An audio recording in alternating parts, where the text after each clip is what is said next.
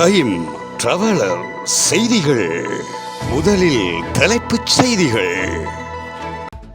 மகிந்த சிந்தனைக்கு ஆதரவளிக்கும் வேட்பாளருக்கு ஆதரவு.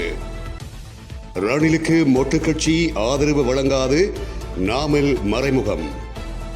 இடங்களுக்கிடையே குரோதங்களை வளர்க்க திட்டமிட்டு செயற்படுகின்றார் கஜேந்திரன் எம்பி. தென்னிலங்கை அரசியலில் ஏற்படவுள்ள அதிரடி மாற்றங்கள். மைத்திரிக்கு எதிரான வழக்கு ஒருதலைப்பட்ச விசாரணைக்கு நீதிமன்றம் உத்தரவு. கேரளா மாநிலத்தின் பெயர் மாற்றம் சட்டமன்றத்தில் நிறைவேற்றப்பட்ட தீர்மானம். நீட் தேர்வு முறைகேடு 63 மாணவர்கள் தகுதி நீக்கம். இஸ்ரேல் பிரதமரின் அறிவிப்பு.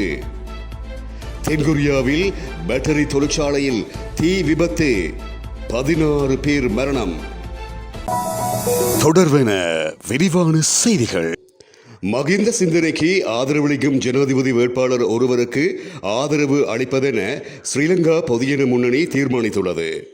கட்சியின் அகில இலங்கை செயற்குழுவினால் இந்த தீர்மானம் எடுக்கப்பட்டிருக்கிறது. நாட்டை நேசிக்கும், நாட்டின் ஐக்கியத்தை கட்டி காக்கக்கூடிய ஓர் வேட்பாளருக்கு கட்சியின் ஆதரவு வழங்கப்படும் என கட்சியின் பொதுச் செயலாளர் சாகர காரியவசம் குறிப்பிட்டுள்ளார். விஜயராமாவில் அமைந்துள்ள முன்னாள் ஜனாதிபதி மகிந்த ராஜபக்சவுக்கு சொந்தமான இல்லத்தில் செயற்குழு கூட்டம் நடைபெற்றுள்ளது. இந்த கூட்டத்தின் போது கட்சியின் தேசிய அழைப்பாளர் பதவிக்கு முன்னாள் அமைச்சர் ரோகித அபய குணவர்த்தன அவர்களுடைய பெயர் பரிந்துரை செய்யப்பட்டமை அங்கீகரிக்கப்பட்டுள்ளது. இதேவேளை இந்த கூட்டத்தின் போது கட்சியின் உறுப்பினர் அமைச்சர் விஜயதாச ராஜபக்ச அவர்களை கட்சி உறுப்பு உரிமையிலிருந்து நீக்குவது தொடர்பிலோ அல்லது அவர் பற்றியோ பேசப்படவில்லை என கட்சியின் பொதுச் செயலாளர் சாகர காரியவசம் குறிப்பிட்டுள்ளார். ஸ்ரீலங்கா பொதுஜன பெரமுன கட்சியின் கொள்கையை பாதுகாக்கும் ஒருவரே தமது கட்சியின் ஜனாதிபதி வேட்பாளராக நிறுத்தப்படுவார் என்று அந்த கட்சியின் தேசிய அமைப்பாளரான நாடாளுமன்ற உறுப்பினர் நாமல் ராஜபக்ச குறிப்பிட்டுள்ளார்.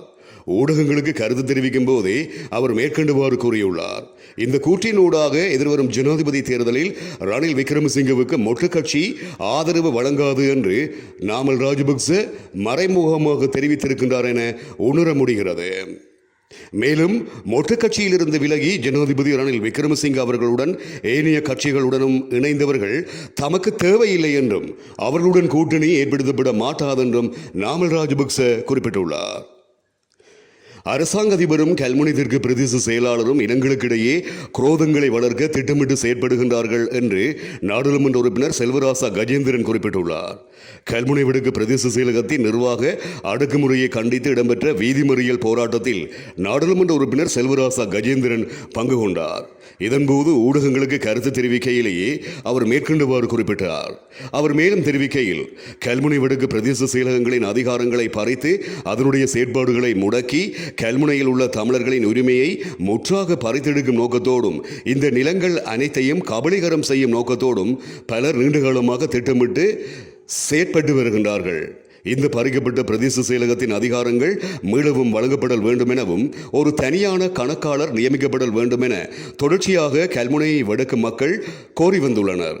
இந்த கோரிக்கை புறக்கணிக்கப்பட்ட நிலையிலேயே கடந்த 92 நாட்களாக இந்த கோரிக்கைகளுக்காக தொடர்ச்சியாக போராடி வருகின்றனர்.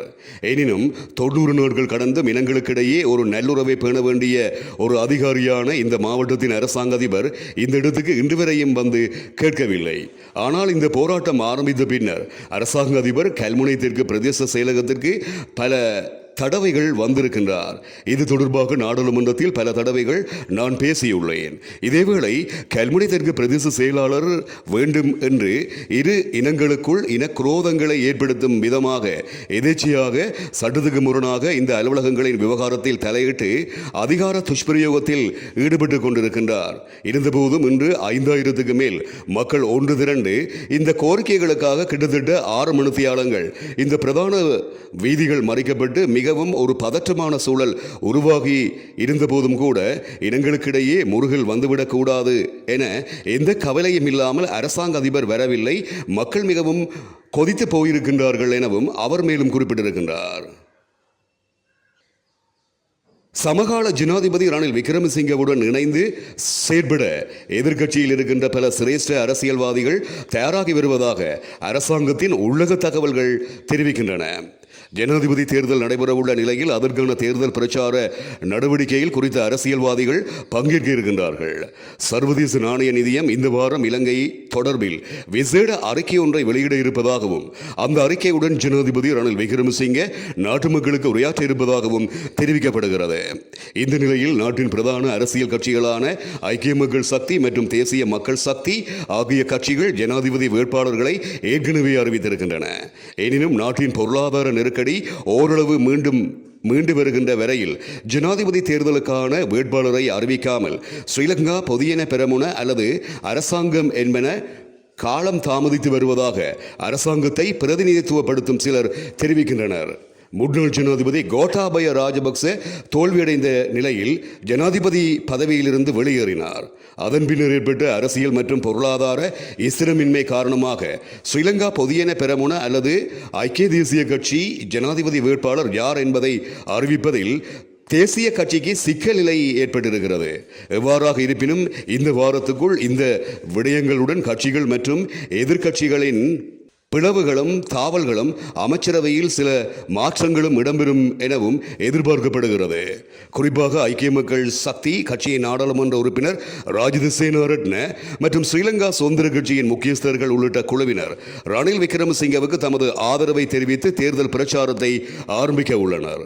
நாடு முழுவதிலும் பல தொடர் மாநாடுகள் நடத்தப்படும் என்றும் தெரிவிக்கப்பட்டிருக்கிறது. அதற்கமைய முதலாவது கூட்டம் மாத்தறையில் ஆரம்பமாக இருப்பதாகவும் தகவல்கள் வெளியாகியுள்ளன. முன்னாள் ஜனாதிபதி மைத்திரிபால சிறிசேனவுக்கு எதிரான வழக்கை ஒருதலை பட்சமாக விசாரணைக்கு எடுத்துக் கொள்ளுமாறு கொழும்பு மாவட்ட நீதிமன்றம் உத்தரவிட்டுள்ளது. மைத்திரிபால ஸ்ரீலங்கா சுதந்திர கட்சியின் தலைவராக செயற்படுவதை தடுக்கும் தடை உத்தரவு தொடர்பான வழக்கு எடுத்துக்கொள்ளப்பட்டது. இதன்போது முன்னாள் ஜனாதிபதி மைத்திரிபால சிறிசேன நீதிமன்ற விசாரணைக்கு முன்னிலையாகாமல் இந்த ஒருதலைப்பட்ச விசாரணை தீர்மானம் எட்டப்பட்டுள்ளது. ஸ்ரீலங்கா சுதந்திர கட்சியின் செயற்குழு உறுப்பினர் மொண்டேகுஸ் சரத் சந்திர அவர்களினால் இந்த வழக்கு தாக்கல் செய்யப்பட்டிருக்கிறது.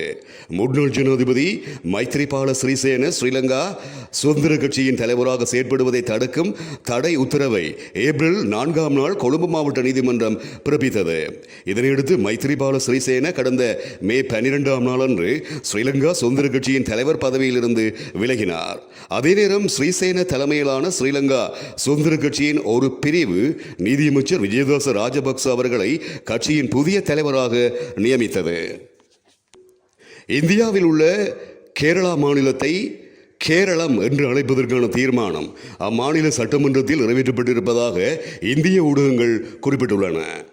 காங்கிரஸ் தலைமையிலான கூட்டணி கட்சிகள் மற்றும் கருவூல கட்சிகள் இந்த தீர்மானத்தை ஏற்றுக்கொண்டதால் ஒருமனதாக இந்த தீர்மானம் சட்டமன்றத்தில் நிறைவேற்றப்பட்டிருக்கிறது. கேரளாவை இனிமேல் கேரளம் என்று அழைக்க மத்திய அரசாங்கத்துக்கு அந்த மாநில முதல்வர் பினராயி விஜயன் வேண்டுகோள் விடுத்துள்ளார். இதற்கு முன்னர் கடந்த ஆண்டு ஆகஸ்ட் மாதம் இதே தீர்மானம் கொண்டுவரப்பட்டது. எனினும் தொழில்நுட்ப காரணத்துக்கான தீர்மானம் தடைப்பட்டது. அதனால் தற்போது மீண்டும் இந்த தீர்மானம் கொண்டுவரப்பட்டுள்ளது.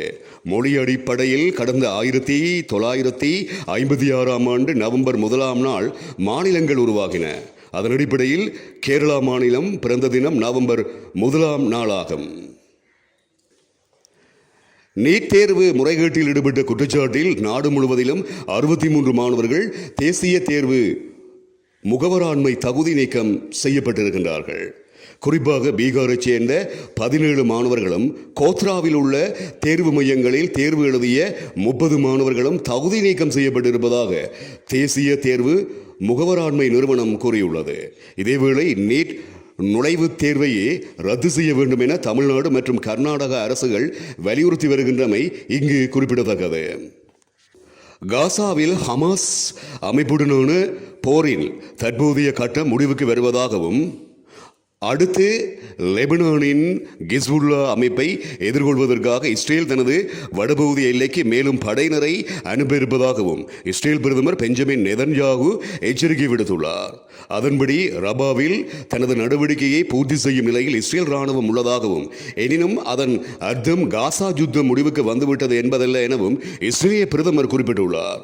எனினும் எதிர்காலத்தில் காசாவில் தற்போது நிலை கொண்டுள்ளதை விட குறைந்தளவு படையினரை தேவைப்படுவதாகவும் அங்கிருந்து படையினரை விலக்கி அவர்களை ஹிஸ்புல்லா அமைப்புக்கு எதிரான நடவடிக்கைகளுக்கு பயன்படுத்தி இருப்பதாகவும் இஸ்ரேல் பிரதமர் சுட்டிக்காட்டியுள்ளார்.